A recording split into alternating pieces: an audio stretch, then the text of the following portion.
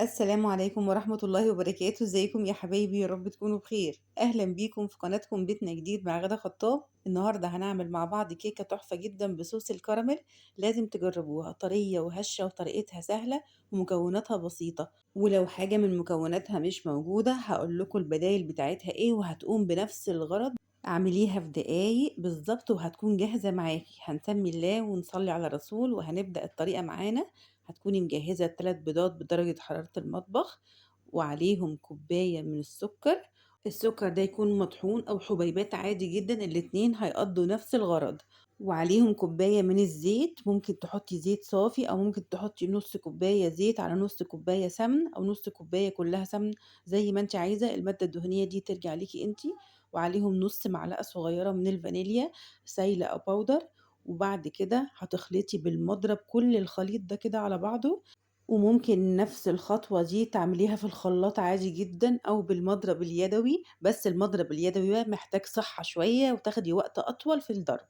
وبعد كده هتجيبي 2 كوباية من الزبادي زي ما احنا شايفين كده. وزن الكوباية من دول 75 جرام، يعني بمثابة 4 معالق كبار الاتنين على بعض. وطيب لو ما عنديش الزبادي، ممكن نص كوباية من اللبن وعليها معلقة كبيرة من السمن البلدي، وهتدفيهم على النار شوية لحد ما يفكوا وهتخلطيهم عادي جدا بديل الزبادي. هننزل عليهم بكوبايتين من الدقيق، والدقيق اللي انا استخدمته هنا دقيق متعدد الاستخدامات، يعني مش دقيق مخصوص.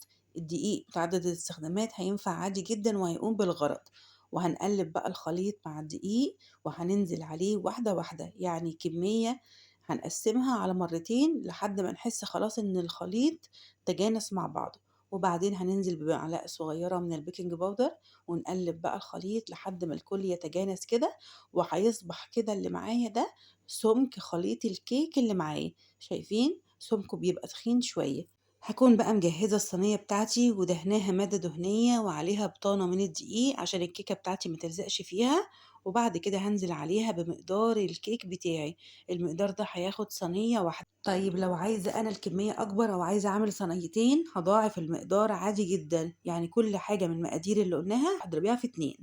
بعد كده أنا عملت مقدار كمان عشان أعمل الصينية المستطيلة ديت، ونزلت عليها برضو بطنتها ونزلت بمقدار الكيك بتاعي. وعلى فرن درجة حرارته متوسطة على الرف الأوسط هتقعد نص ساعة في الفرن. نيجي بقى للكراميل بتاعي. أنا جبت صينية على النار وحطيت فيها 3 كوبايات من السكر وهديت عليها النار وسبتها بقى لغاية ما أحس إن السكر بيسيح زي ما احنا شايفين بالطريقة دي. وما حاولش أقلب كتير إلا لما السكر يبدأ يسيل زي ما احنا شايفين كده في الصينية أو في الحلة اللي أنا هستخدمها. وهبدأ أجيب كده من على الجناب لحد الكل ما يبدأ يسيح ويبقى السكر بتاعي سايل كله على بعضه.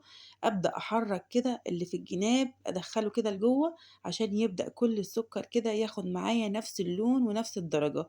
وما قلقش كده لو ظهر تكتلات معايا، كلها مع غليان السكر هتسيح معايا. وكل ده على نار هادية، مرفعش أبدا الحرارة عشان السكر ما يتحرقش معايا.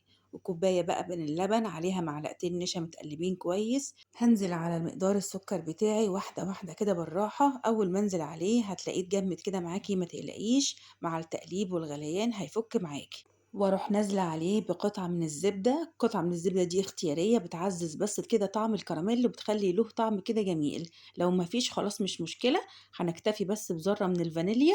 وهتقلبي بقى كويس وهتسيبي بقى الخليط كده على جنب يبرد لحد ما نطلع الكيكة من الفرن.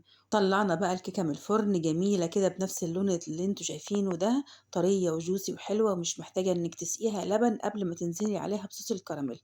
وكان عندي قطعة من الشوكولاتة البيضة سيحتها على حمام مائي لحد ما بقت سايلة بالشكل ده، ونزلتها على صوص الكراميل زي ما احنا شايفين كده. ودي اختيارية، ممكن تزيني بشوكولاتة أو بصوص شوكولاتة أو ببشر شوكولاتة، اللي عندك ممكن تزيني بيه لحد ما تطلع معايا بالشكل ده كده. شايفين من جوه تحفة جدا وطرية جدا وجوسي، مش محتاجة أي حاجة أكتر من صوص الكراميل.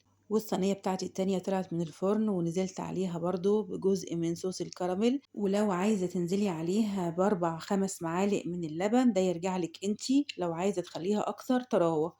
ونزلت عليها بالجزء الباقي من الشوكولاتة البيضة وعملت خطوط. وبخلة الأسنان شكلت كده خطوط طالعة نازلة كده علشان تديني شكل الزجزاج الجميل ده. ولو اتبقى معاكي بقى جزء من صوص الكراميل زيادة عن احتياجك، هتاخديه في برطمان صغير وتحطيه في التلاجة تستعمليه في أي كيك تاني أو أي استعمال تاني، مش هيجراله أي حاجة في التلاجة. شايفين الكيك طلعت تحفة ازاي، وطلعت جوسي وطرية ومش محتاجة انك تسقيها أي سوائل قبل ما تحطي الكراميل عليها. فعلا حقيقي مقاديرها سهلة وبسيطة، وممكن لأي ست مبتدئة في المطبخ إنها تعملها بمنتهى السهولة وفي وقت قليل جدا. شايفين طرية ازاي؟ وفعلا جميلة جدا وطعمها تحفة، وصوص الكراميل مديها مذاق وتست رائع. اتمنى الوصفة تكون عجبتكم، تكونوا استمتعتم بوقتكم معايا في الفيديو، واتمنى ان شاء الله تطبقوها وتنفذوها وتقولوا لي رأيكم فيها ايه في التعليقات. اتمنى لكم الصحة والسعادة وراحة البال، وما تنسونيش من صالح دعواتكم. واتمنى ان انتوا تنزلوا تشتركوا في القناة وتفعلوا زر الجرس على الكل عشان يوصلكم كل جديد من القناة، وغير اللايك الجميل اللي بيرفع الفيديو عشان يشوفوا اكتر عدد من المتابعين. اتمنى لكم الصحة والسعادة وراحة البال، وما تنسونيش من صالح دعواتكم. والسلام عليكم ورحمة الله وبركاته.